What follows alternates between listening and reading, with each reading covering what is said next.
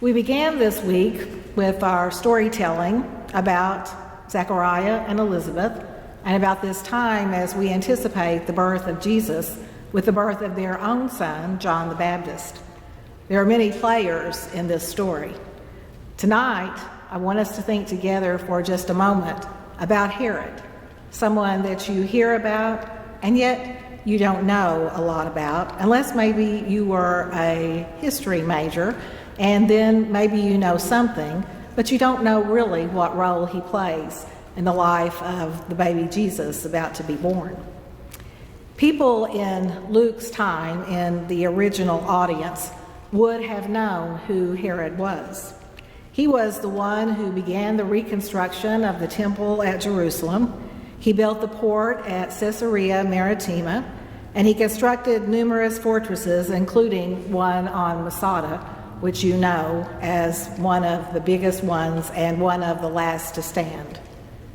His building projects still stand as a testimony to his reign. To see the buildings without knowing the history behind is truly insufficient. Any story set in the reign of King Herod is a story of political intrigue and of threats to life. This is the contest.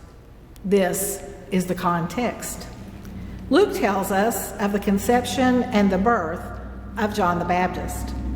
John the Baptizer, who will die by the order of Herod Antipas, the son of Herod the Great.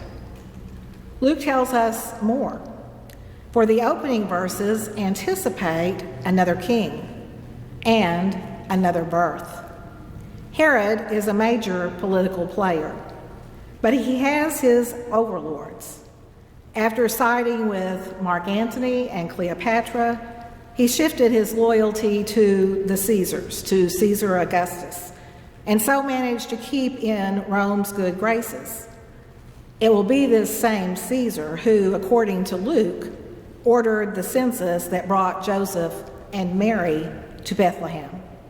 Jesus' birth is set, as the scripture says, in those days when Caesar Augustus declared that everyone throughout the empire should be enrolled in the tax list. His birth has universal import.